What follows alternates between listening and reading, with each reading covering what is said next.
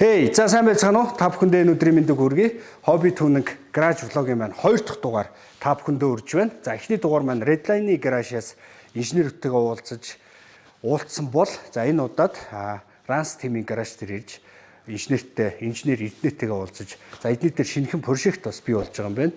MK5-ыг хэдүүлээ хамтдаа үзэж харж танилцъя. Тэгээ энэ машинд яг юу хийж гин, ямар сэлбүүдийг ашиглаж гин. За мөн дээрэс нь энэ гаражд яг ямар үйл ажиллагаанууд явуулдаг вэ гэдэг бүдөрөө хамтдаа харцгаая.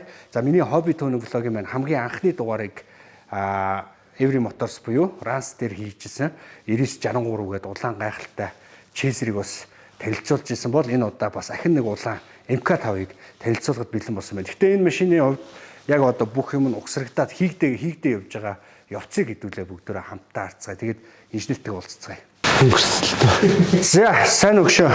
Сайн уу. За шинэхэн төмөр хүлгээ үлгэдэж авах гал завгүй л байна уу? Завгүй хийгээл шүү. За манайхаа 2 дахь удаага зочиж байгаад баярлалаа.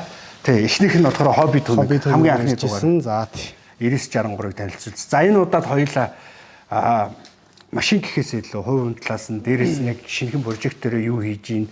За энэ гаражд ямар үйл ажиллагаа ерөнхийдөө явуулж гин гэдгийг бас хоёулаа хүмүүстэй танилцуулъя тхөө.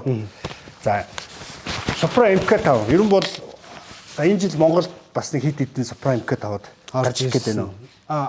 Дрифтэд зориулсан бол 2 гарч ирэх гэдэг тийм. Нэг нь бол манайх за 2 жилийн мотортойгоор гаргаж ирэх гэж байна. За нөгөөх нь манай бас найзууд Redline-ийн маань V8. За V8-ыг бол манайхан маш сайн мэднэ шүү дээ. V8 хөдөлгөөртэйгээр бас V8 хөдөлгөөртэйгээр гаргаж ирэх гэдэг энэ бас нэг цагаан Supra хийгдэж байна. За Эрдэнэ чиний хувьд яг одоо энэ Монголд бол ер нь бол яг энэ прожект бол ер нь анх удаа хийж байгаа шүү дээ. Хаана? Одоо Redline дээр ч тэр, Ранс дээр ч тийм үү. Тэгэхээр энийг одоо яг юм дрифт машин бүтээхэд хүндрэлтэй зүйл нь юу вэ? За хэцүү зүйл, амархан зүйл нь юу вэ? Тэр талаас нь яриш. Үзэгчдэд бас сонирхолтой ч магадгүй. Ер нь бол яг энэ машиныг хийхэд за тэгэхээр амархан зүйл гэж байхгүй. Бүгд хэцүү байна. Өдөр болгон шинэ зүйл, шинэ болохгүй зүйлүүдэд толгорч байна. Тэрийг тэгээд өөрсдийнхөө ингээд хийгээ судлаад мэдхгүй зүйлээ судлаад хийгээ явж байна. Тэгэхээр яагаад манайх анх ингээд Supra гаргасан бэ гэхээр та бүхэн мэдж байгаа. Би Монголд хамгийн анхны одоо хар Supra-г оруулж ирж байсан тий. За тэрийгээ авах зарцсан. Тэгээ ер нь Supra-гаар гоё юм дрифт машин хийя гэдэг тийм тухайн үеийнхаа Supra бол надад маш гоё таалагдсан та хилдүүд төрсөн үечсэн балансын үед ч маш гоё таалагдчихсэн. За тэгээ Supra-гаар ер нь дрифт машин хийх юм байна да гэд нэгдүгээр бас хоёрдугаар тэнцвэрийн шинэ машин тий. За тэгээ бодож байсан. Хоёрдугаарт би өөрөө бас Японд руу ингээд олон тэмцээн уралдаан тий очиж үздэг. Тэгмүүд яг дэлхийн өндөр түвшний одоо тэр тамирчдын тий тэр мянган борны хүчтэй ч юм уу тийм машинууд яг ямар байдгүй тий. Тэрийг яг би өөрөө тийм тэмцээнүүд дээр очиж үзээд хажуугаас нь ингээд дуусуугийн одоо шарвахыг харж ирсэн учраас за Монголдоо ч гэсэн манай Монголд ч нэг ийм гоё тий яг дэлхийн топ зэрэглэлийн тамирчдын ундаг тийм машин одоо хийя гэж өөрөө зорж исэн. За тэгээд нодонгоос гэсэн. Урьдчны энэ кузыг аваад нодон хийж амжаагүй. Тэгээ энэ жил яаж игээд дуусгахыг одоо ингээд ханцаа шоглоо орцсон явж байна да. Тий. За одоо ер нь бол энэ ихний тэмцээн гэхэд энэ машин ер нь бэлэн болчихно гэсэн. Ер нь миний тооцоолол бэлэн болохгүй л үзэж байна. Гэхдээ нэг бүх юм шинэ. Анх одоо энэ куз өөрөө шинэ куз. Дээр нь энэ одоо энэ дээр хийж байгаа мотор хүртэл шинэ мотор. Монгол хамгийн анхны одоо Stroker мотор Stroker мотор дотор 3.6 литр том мотор хийж байгаа. За тэгэл хоошоогоо хороо бүхсгээд эдгээр бүгд шинээр хийж байгаа учраас бүх юмыг анх удаа хийж байгаа. Маш мэдхгүй зүйлүүд айгүй их байна. Яг бүгдийг судалж байна. Шинэ зүйл хийж байгаа учраас яг мэдхгүй зүйл маш гарна. Тэр болгоныг судлах учраас бас тэрийгээ дагаад бас айгүй их юм сурж авч байна. 2 жилийн хөдөлгөөр. Ер нь бол одоо яг дэлхийн дрифт бол 2 жилийн хөдөлгөөр нэлээд ноёрхсон байгаа шүү дээ. 2 жилийн хөдөлгөөр дотор энгийн 2 жилийн биш 2 жилийн хөдөлгөөрийг энэ 2 жилийн хөдөлгөөр өөрөө нэлээд потенциалтай л да. Үйлдвэрээсээ маш сайн хийгдсэн. Одоо Японы яг эдийн засгийн одоо цэцгэлтийн үед маш их мөнгө ингэж гаргаж хийсэн мотор учраас амар их юутай.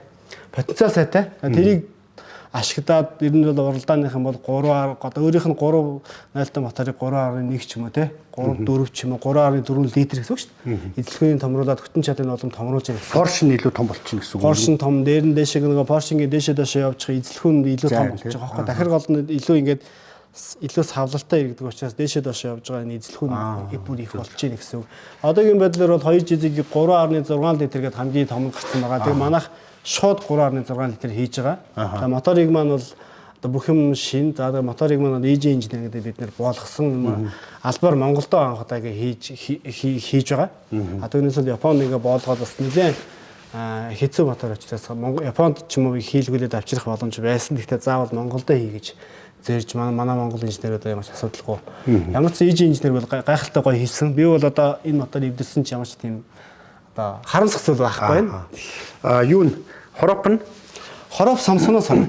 За дээрээс бас одоо ингээл ерөөсөө 2 жижиг тэгээ строкер мотор тэгээ Samsung-аас хороп хоошоогоо бүгс нь бол quick change. Энэ гурав бол ерөөсөө заавал байх одоо юм юу болчихдог. Тэгтээ бүр дээд төвшний дэревтэд бол тий энэ гурав бол заавал байх болчиход байгаа. Тэгээд одоо ингээд гурвын ингээд одоо харж байгаа бол ингээд тулаас ихэд энэ гурав одоо яагаад ингэсэн байна? Би голд нь ингээд нэг юм дурваа мурбагаар ингээд юм гагнцсан байна. Дараа нь нэг дэлгэрэнгүй тайлбарлаа. Энэ бол маш одоо юутай бас зарим нэг хүмүүст бас хэрэг болох тий. Айгуу чухал юу байгаад байгаа. Энийг бас дараа нь тайлбарлах гэж бодож байгаа. Гар хөлнүүд бол ерөнхийдөө Weisspap. За Weisspap. Тэгээ Weisspap дотроо Supra бол ерөнхийдөө BMW Toyota хамтарч хийсэн машин гэж мэдж байгаа шүү тий. Тэгэхээр энэ бол яг Weisspap хэдийчсэн Weisspap нөр би болохоор Silva-гийн Weisspap урдталтаа. За. Silva Weisspap хойдолтой болохоор одоо Crown 171 Crown-ийн ингээд 171 Crown-ы хойд гарыг ингээд албаар хийж. Надад энэ Weisspap ихлэ байсан. Зүгээр шин зүйл шууд ингээд өөрийнх нь одоо Supra-ны урд хойд Weisspap-ыг авчираад шууд боолтоо нөхгүй. Шууд боолтоор нь боогол болоо. Тэгэхээр надад жоохон сонирхолтой санагдаад заавал шин зүйлд ингээд челленж хийж үзмээр санагдаад жоохон бусдаас арай өөр машин хийж үзмээр санагдаад. Түүнээс дэлхийн топ гаражууд болоо ингээд Supra-гаар одоо дэлхийд нэг 10 хэдэн машин байна л да. 20 хүрэхгүй машинууд байна. Эдгээр бол маш олон жил одоо дрифтийн машин уралдсан, ард нь том спонсоруудтай тэгээд маш их мөнгөөр ингээд цутгаж хийдэг машинууд учраас шууд үнэтэй сэлгүүрээр аваад тавьчихдаг. Би болохоор арай жаахан өөрөөр хийж үзэх гээд одоо ингээд челленж хийгээд явж байна. Энэ маань жаахан фейлдэд болохгүй бол мэдээж өөрийнх нь завод Weisspap-ыг завод твштэй аваад тавина гэсэн үг. За тахад ямар ч таваад асуудаггүйгээр энэ хийж байгаа. Тийм. За энэ MK50 хэд оног үзвэ? 20 энэ аршин дугаараар энэ 22 оных. Одоо жишээ нь сая хэлж штэ Supra дээр ингээ хийгээд үзчихлээ. Тэгэнгүүт одоо яг ийм инженерлэг сэтгэлгээтэй хүмүүс ч амар ядаргаатай байхгүй. Дараа жил дахиад нэг өөр юм нухацсан сууждаг. Магадгүй GR80 одоо тэгмээргүй. Одоо тэгмээргүй залах чинь одоо жоохон амьдрмаар байна штэ. За тэгвэл хэдүүлээ юу вэ л та. Хойд 110 болчихсон гэсэн тий. Багцнуудын үед ямар хөө багч байна энэ? Багцнууд яг манай инженерүүд манай инженер хийх ингэж хүмүүс байна. За манай Rans брендийн манай инженерүүд байгаа. Бямсаахан байна. Их баяр байна. Галтан шагаа байна. Хим мэдих гээд. Манай инженерүүд манайх ч өөрөө нөгөө автомашины явах хэдэн амортизатор тий? Амортизаторт холбогдолтой бүтээгдэхүүнүүд зард борлуулж одоо суйрлуулдаг. Тэгээ манай инженерүүд харьцангуй одоо энэ явах хэдэн suspension, явах хэдэн талдаа бол нэлээд мэрэгсэн хүмүүс байдаг байхгүй. Тэгэхээр бид нар энийг ч одоо энэ бол зөвхөн яг зөвхөн твшин, Supra-ны өөрийнх нь твш. За бусад энэ цаап бүгдээрийн болохоор Монгол төгөөмөл байдаг Crown-ыг ашиглаж байгаа. Албаар. Тэгээд дээр нь мэдээж Crown-ыг бол богино дээ шүү дээ. Дээр нь ингээд уртцгаад wide болгоод тий 2 дээш нь 7 см-аар ч юм урт болгоод ингээд одоо монголчууд хийж ийн гэх юм уу? Ингэж хийж байгаа. Амарчин RSR. Амарчин бол манайх RSR варианттай инжилээс хамтаж Land 200, Land 300 шинээр одоо амортизатор оруулж хийж байгаа. Тэр суудалч юу л өгшин бас хамтарч хэлж байгаа. Breed шүү дээ. Breed. Суудлууд нь ороод ирж байгаа юм. Breed суудлын үеийнх бүгд ирсэн байгаа. Breed суудлынхан бас бид нартай хамтардаг учраас тодорхой хэмжээнд бас хямдрал урамшуулалттай суудлынхаа суурьмөртэй манайхар бол явуулсан байна. За хоропны хувьд бол ерөнхийдөө нөгөө консгүй бараг конс гэх шаардлагагүй нөө сольдог хороп өстэй. Тий урагшаа хоошоо шууд ингээ зөвхөн урагшаа хошоод ингээ хараагаа сольдог. Тийм одоо секвентал хороп шийддэг хороп байгаа. За бүгсүүл энэ одоо олон улсад бол quick change гэж байгаа. Хурдан солигддог гэж тий. Энэ бүгсүүл ерөнхийдөө бол анх Америкт бий болсон юм бүгс байгаа. Тэгээд Америкийн нөгөө доктор гэдэг нөгөө Барта замын уралдааны нөгөө том тракуудад зориулагдаж анх хийгдсэн. Тэрний дараагаар бол дрифт рүү орж исэн. За Японы тал бол эхэндээ бол энийг одоо ингээд энийг айгүй том бүкс учраас заавал энэ хойд твшиг ингэж дастж байгааз. Дастж ихээр хойд твшиг дастахаар нөгөө одоо 4 журманд нь болохгүй гэдэг эхэндээ бол хоригддаг байсан бол яалтчиг бат бөх учраас сүүл рүү зөвшөөрч. Тэгээд чи одоо ингээд шин зүйлүүд туршаа хийж штэ. Энийг зөвлөгөө ерөөдөө бас ингээд Японоос бас хүмүүсээс авах уу? Яг ингээд гацсан зүйл дээр гацсан зүйл дээр бол би одоо өөрөө нөгөө Японд их сурвалж өгсөн л доо. Япон хэлтэй. Тэг дандаа японоор судлаа. Бүгдээр ингээд японоор ингээд хайгаал. Дээр нь яг хаа мэдээж манайх ч нөгөө Казама авцсан юм. Казаматай хамтдаг учраас Казамагаас тодорхой хэмжээний одоо мэдхгүй зүйл асуун. За нөгөө манай Монгол ирээд Ваки биш тий. За Вакигаас бас асуун. За тэгээд айгуу сайтуугаас бас асуун тий. За тэгээд өцөмий бас айгуу найрсаг гоё ингээд мэддэг чаддаг айгуусаа гоё зааж өгдөг л дөө. Байлбал өөрөө судлаад өөрөө ингээд болоо мэдчих юм бол дараа нь энд үлдчих чинь ер нь зүгээр л дээ. Тэгээд инженерүүд ч сайлуулах. Одоо манай инженерүүд бүгд энэ дээр ингээд хамт ажиллаж байгаа учраас бас ингээд анх ингээд манай зарим инженерүүд бол ингээд юу ч мэдэхгүй одоо машины засар масар мэдэхгүй орж ирсэн. Одоо бол ингээд аргон гагнаар хөнгөн цагаан гагнаар ингээд сурч бүгдээрээ бараг сурчлаа. Тэгээд ингээд эдгээр дээрээс маш их сурчлаа юм л да. Окей. За тэгээд удахгүй бас нэгэн гайхалтай шинэ прожект энэ хаврын анхны тэмцээн дээр бол ерөн бол гарч ирэх юм байна. Тэгээд за энэ машины хувьд гэх юм бол Марко тий. За манай Марко хоёр бол манайх ерөнхийдөө дрифт Монголын дрифтийн уралдаанд хоёр нодонгоос оролцсон шүү дээ. Тэгээ нодон уржингаас 2 жил өмнөөс. Тэгээ уржин энэ машиныг бас 0-оос хийсэн. 0 күзээс хийгээд Марко хоёр хийгээд одоо манай сонирхчтой англи манай төгөлдөр одоо тамирч манай ганц тамирчин байгаа. Төгөлдөр маань одоо энэгээр уралдаж байгаа. Энэ жил бас STS-тэй уралдана. Тэгээ энэ машин дээр бас энэ жил бас жоохон дутуу байсан юмнуудаа бас апдейт хийгээд радиаторын одоо хойшин зөөгөөд за тэгээ дахиад нэг жоохон дутуу юм байсан юмнуудаа гүйцээж байна. Одоо манай төгөлдөр маань удахгүй бас нэг 3-4 хоногоос машин бэлэн очих бэлтгэлтэй бас гарах бах. За одоогоор Supra бол энэ жил за тэмцээнд оролцох тамирчин одоогоор Supra-гийн радиатор нь хойноо тавигдах уу? Хойноо тавигдана. Хойноо тавиг цонх нөгөө нэг юм целлулод ийм болж ирнэ гэсэн үг үү? Дээдлэх үү? Тий. Дээдлийн багаж одоо энэ чинь карбоноор хийж та манайх. Энэ бол өөрийнх нь завод нь байгаа сте. За энэ чинь бол эндээс хив аваад карбоноор. Эндээс хив аваад карбоноор игээ дээврийн бас авцсан байгаас одоо харагдахгүй. Дээврийн манайх авцсан, дээврийнээс манайх карбоноор хийж чинь. Монголдо хийж байгаа. Одоо машины бас дээврийг карбонлох бол манайх Монголд хамгийн анх одоо хийж байгаа. Тэгээ энэ машинаас эхлээд манай карбон бүтээгдэхүүнүүд бас гарч эхэлж байгаа юм бол тий. За ийшлээ. Энд сонирхолтой юм. Өчтөр яг би одоо өчтөр шөнө бүр 2-3 хүртэл найзтайгаас энийг хийгээд энд нэг юм харуулах гэдэг. Энэ юу вэ гэхэлэр манайхан гайхаж магадгүй энэ дөрвөлжин квадратаар энэ нэг кардан гол шиг юм хийцэн байгаа. Тийм байна. Тэгэхээр энэ юу вэ гэхээр одоо ингээ юунаас манайхан ингээ кардан гол ингээ машинаар идэг шүү дээ. Даваа эднэр бол маш өндөр одоо өндөр ачаалтай хүчтэй машин учраас кардан гол айгүй мушгираад байдаг. Тэрний бас нэг шалтгаан юу вэ гэхээр дахиргуул урдаасаа ингэ дахиргуул за тэгээ хороп энэ бүхс гур ингээд нэг шугуунд байх хэрэгтэй. Нэг шугуунд байх юм бол бэст. Тэгээ энийг яаж нэг шугуунд байх вэ гэхээр одоо энийг бүр ингээд дээш нь маш их өргөцсөн байгааз. Хоёрдугаар би энэ өчтөр яаж хийсэн бэ гэхээр энэ турбан дээр яг див тэгш юм хавтгай юм гагнаад нэгэ боогоод энийгээ боонгод наад чи нөгөө яг див тэгшг учраас татагдаад ингээд яг бүгшинч дэшээ болоод хоропчны дэшээ болоод яг ингээд нэг шугамд ирж байгаа. Тэгэнгүүт нь энэ дээрээ эдрийгээ суурьудаа ингээд цэглээ бэхлээ явчихна. Одоо энэ машин чи би түрүү хэлсэн одоо энэ хойд гар марын нэг хромныхыг ашиглаа. Тэгээ бүр сунгаа хийцүүлчихсэн мэдээж буул таарахгүй шүү дээ. Монголд байгаа болнууд богиндон тэнгууд урагшаа их хэмжээг өгөөд 1000 HP даадаг буул ингээд захиалаад авчиж байгаа. Энэ ингээд одоо ийм бол хаач байхгүй зөвхөн манайд л байгаа гэсэн. Ягаад тэгэхээр би энэний хэмжээг өөрөө гаргасан учраас яг энэ хэмжээгээрээ одоо 1000 HP бол хэлчихэж байгаа. Одоо ингээд энэ бас ингээд кардан голоо би бас одоо урагшаа хэмжээг өнөө өглөө өгсөн. Яг бас 1000-аас 1200 HP даах кардан гол одоо урагшаа хятад руу захиалаад хэлгэж байна. Тэгэх юм бол ерөнхийдөө карбон голод бас байгаа дээ тий. Карбон байгаа, хөнгөн цагаан гэж байгаа. Тэгээд нөгөө юу гэж байгаа. Нэрж гэх юм уу тийм юу байгаа. Тэгэхээр яг хамгийн хөнгөн бол карбон. Энэ машины боди ямар байх юм? White байх юм уу? Одоо энэ машины боди чинь болохоор юу штэ нөгөө биш. Энэ машины боди HKS-ийн боди гэдэг байгаа. За. Тийм нөгөө тэмцээн дээр нөгөө төр хийгээд. Одоо энэ байгаагаас ч ахаад 10 санж орчим гадагшаа white болно гэсэн. Одоо энэ 22 оны яг энэ Supra чинь зүгээр яг өөрөө ингээ яг байгаагаараа хичнээн төрийн үнэтэй юм шиг мөлий. За одоо энэ манад Монгол зарагдж байгаа бол 200 сая орчим байна шүү дээ. Одоо яг энэ гадаа нэг цагаан багт тэр 200 сая. Би өөрийнхөө бол нэг 170 сая харанхтайсэн гэж зарсан байгаа. За тэгэхээр ер нь бол үнэлгээ бол бараг л ойлгомжтой л юм байна. Тэгэл 200 гаруй сая төгрөгийн машины одоо кузов тэгээд дээрэс нь за энэ сэлбэгнүүд бол ерөөхдөө энгийнхээ бол хит их илүү мэдээж үнэтэй байдаг тий. Хүчтгсэн тэгээд илүү дрифт за энэгээр хараа манайхаа юу юм бэ? багажнуудаа За ер нь айгүй замбрааг байгаа. Тий, яг би шууд ер нь шууд л ирдэг те өмнөх Redline гаражтай тэднийг бас шууд л байх гэж олгорсон. Тэгээд Эрдэнэ минь өөрөө ерөөхдөө амар инженерлэг сэтгэлгээтэй юмд айгүй гоё их хур нямба ханддаг хүн. Тэгээд энд бас багажны хэсэг нь энэ дээр байрладаг юм байна. Тэгээд дээрэс нь өгшөө.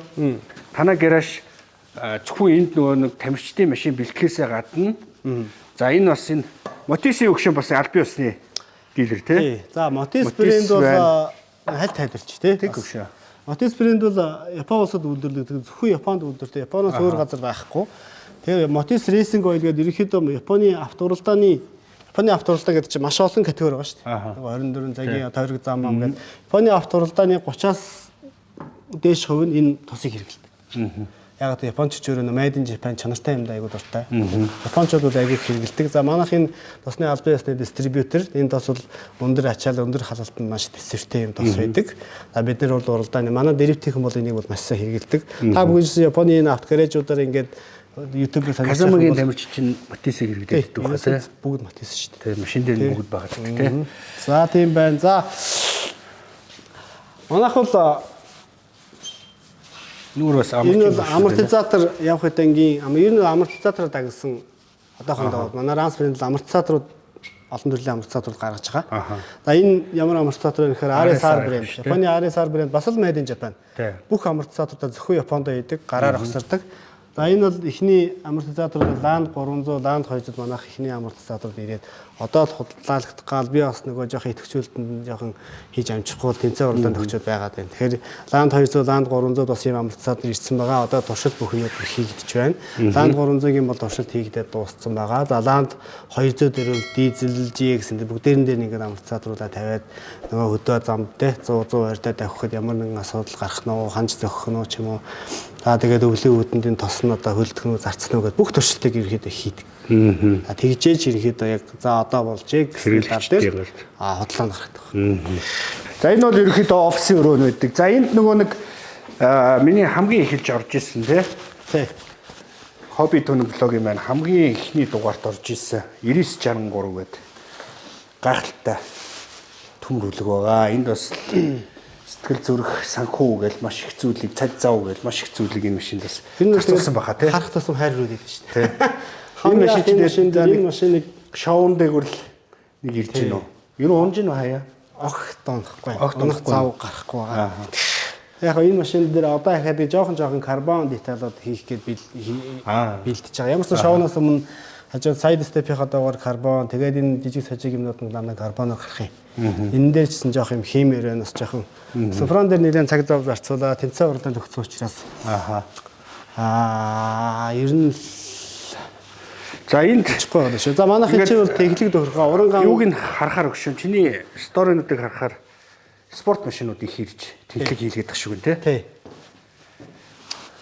За манай техник тохиргоо бол манайх нэг уранган дээр байрладаг. Уранган манай компанид уранган дээр байрладаг. За тэгээд техник тохиргоонууд манай дрифтийн машинууд айгүй ирдэг. Яг нь дрифтийн машинууд чинь нөгөө босол машинуудыг бол арай жоохон онцлогтой, тонгийн гар ихтэй тий.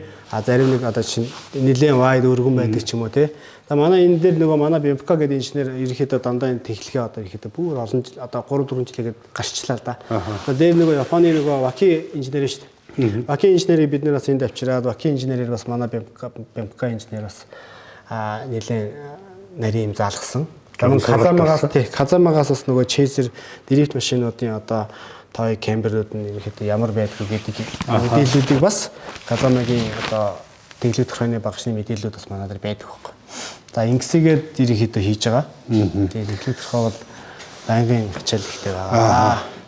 За тэгээд ямар ч байсан найстаа бас амжилт хүсье. Гаражаар нь бас зочилж яг энэ гараж ямар үйл ажиллагаа явуулдیں۔ Ямар шинэхэн прожект төр бас юу хийж байгаа гэдгийг бас дэлгэрэнгүй сайхан бас Эрдэнэ минь танилцууллаа. Тэгээд хобби түүнэг гараж влогийн маань 2 дахь дугаар энд хүрээд өндөрлөж байна.